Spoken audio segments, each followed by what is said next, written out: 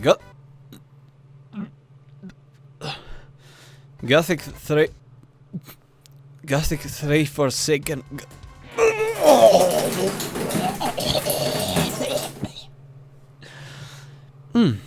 What the fuck is this? Oh, seriously, is this a fucking joke? I've been playing games for 20 plus years and nothing comes even remotely close to this fucking abortion of a game. I mean, no one ever called Joe out for this fucking abomination. They make EA look like guys with high moral standards. On a technical level, I've played mods for Morrowind made by one guy. They are way better designed and realized than this. I mean, I've heard it was bad, but it's not just bad, it's fucking offensive. It really feels like a deliberate attempt to destroy the Gothic saga. Really, I don't know where to begin. I don't even know where to begin. What I've played is the Enhanced Edition. After release, basically Joe went to the community patch team of Gothic 3, dumped a heavy bag with a $sign on it on their desks and told them to fix the game, since it was unplayable. Despite really being just Gothic 3 with 1/3 of the map available. You have the same skills, the same leveling system, the same world, the same assets. There's like a bunch of new weapons and armors that look like they were designed by a guy that used to work at Blizzard until it got fired because it was found jerking off to a BDSM porno at work. There's a couple of new buildings that look like crappy pre-made Unity assets. And the writing. Oh my god, the writing. Listen, the problem here is not the fact that the story makes no sense whatsoever, it's not the fact that it feels like they localized the game by slapping the lines of dialogues into Google Translate, it's not even the fact that they didn't even bother to read up some of the lines of dialogue from Gothic 3, and so every character has two distinct voices. Why does Lee not intervene in the war? Lee will not take sides, so as to keep his people safe from the horrors of war. Would you teach me how to fight? Let's get to it then. It's not even the fact that there's missing voiceovers and sometimes the game does this. You look troubled. Troubled, upset. Or even the fact that the voice actor for the protagonist is bipolar. Day, sir! Would you like to buy today? I have fresh stock. Fresh stock? Of what? Everything! Name it! What can you tell me about Anon? Okay, this is already unacceptable, but there's something worse. I mean, the way they wrote the main character, and, well, every character, they turned the likable, roguish, very simple protagonist of the past games into... Orcs have rendered me weak and unfit for any labor. The land of Murtana seems to have reaped a large harvest of weaklings. You should all wear dresses and join the Hashishan harems. How can the land of Murtana be at peace when such small minds are part of its leadership? They say no one, neither Gorn, nor Thoris, nor Lee, are fit to rule. In that case, they cannot live. Murtana needs a leader. He suffered many losses that day. He was rewarded for his conduct with 2 weeks in the dungeon. Should have been executed. Why only 2 weeks? Gorn has been forcing citizens to join his army against their will. I ran away the day his soldiers came to my door. Is not fighting for your land an honorable duty? It is I that will have your head on a spear and set it in the middle of Murtana for all to curse. Fascist. I beg your pardon? System of government characterized by extreme dictatorship. 7 across. Oh, I see. It's fascism. Fascism. And you know what's funny? This doesn't serve the story in any way, shape or form. You could rewrite the whole game and remove these weird tyrannical dialogues and not have to change a single plot point. They did it on purpose. I mean, listen how the protagonist refuses a shady proposal. A cold person like you should get his head chewed off by a snapper. I'm a warrior, not a murderer. I will not kill innocent animals. I mean, I am not interested, wasn't enough. I mean, the writer had to go out of his ways to make the hero sound like a fucking asshole. And the side quests, this game has some of the weirdest, creepiest side quests ever. Check this out, in the first city you start hearing about the fact that the innkeeper's wife loves to have sex with everyone. Really, there's an NPC created only for the sole purpose of explaining this to the player. Then you go to the innkeeper and he will ask you to beat a guy who slept with his wife. After a while, Enoch, the leader of the city, will tell you that the wife told him the innkeeper is secretly harboring orc spies. There's no solid proof, mind you, and this is how the hero reacts. If this is true, then he must be executed. Scum like him cannot be allowed to breathe the air of Myrtana. I agree. Then you're supposed to execute him, but first you need to bring his wife to Enoch for questioning. So you do it, then you go to the inn, and still without any kind of proof, you just murder the guy in cold blood. Anton, I've returned to this land to set things right. And it is only right that you, a traitor, must cease to walk this land of mine. She got to you, I see. Oh well. Oh! This done, you need to go back to Enoch, bring the wife back, and then she says this. Thank you for what you did for Myrtana. You're welcome.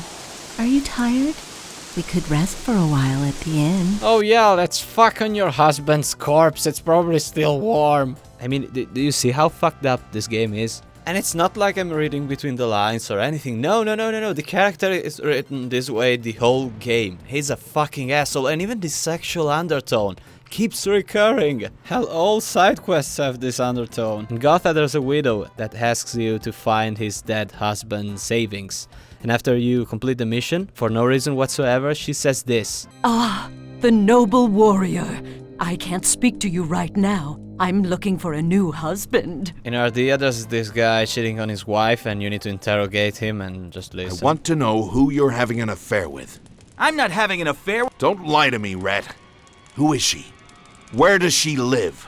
I swear, there is... Do not make things worse by lying. Confess! I'm not lying. I swear to you. I'm going to ask you one more time. Name the woman you have been secretly meeting! In Vanguard, there's a guy asking you to escort his wife to Faring so that she can do shopping.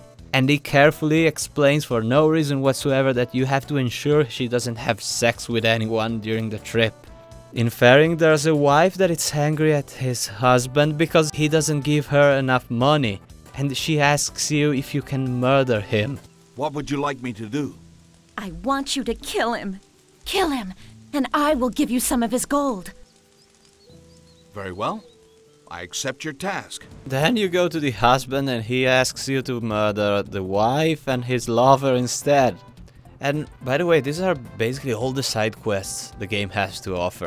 The only other side quest I can think of is one where you go around killing hippies. Yeah, you kill a bunch of guys that refuse to go to war.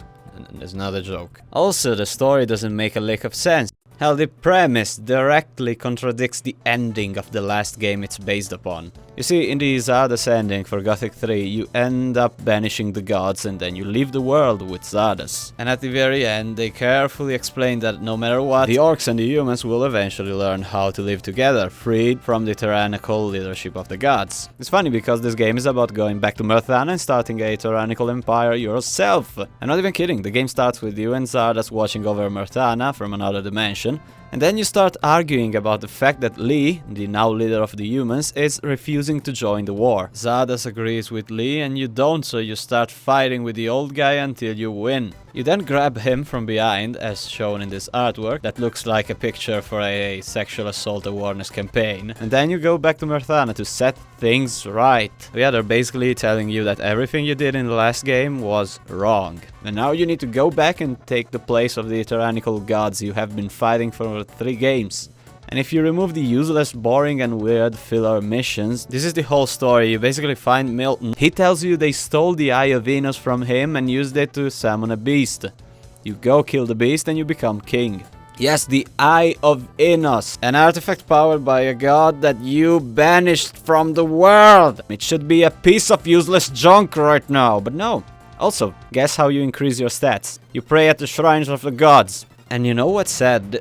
The fact that this is not an oversight. Instead of programming a new way in which you learn spells and increase stats, they just decided to leave the shrines in. This is fucking disgusting. Also, you wanna see the last boss fight? You don't wanna see it. But I'm gonna make you watch it. Watch it. Look at it. Look at it!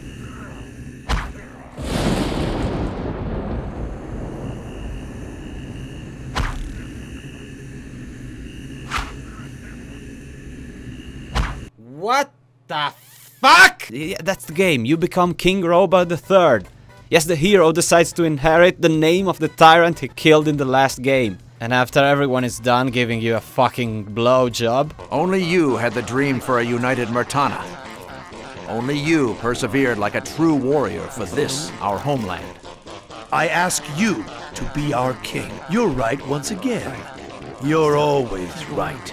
You take the throne and become king. That's it. I mean, holy fucking shit. How is it that they removed Right to Hell Retribution from Steam and this crap is still sold everywhere?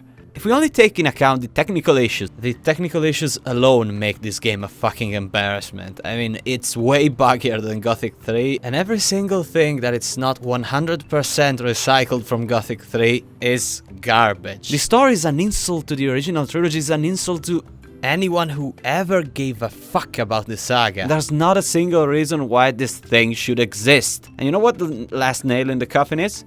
The fact that now Jowood is dead. And while that's good, PB has now the rights back. But they're still selling this game. This not only means that they couldn't give less of a fuck about the franchise they created, but that they also don't give a fuck about their fans and customers. I mean, unless this abortion gets removed from everywhere, it's really hard to care about anything even remotely connected to it. I mean, if they don't give a fuck about their games, why should I?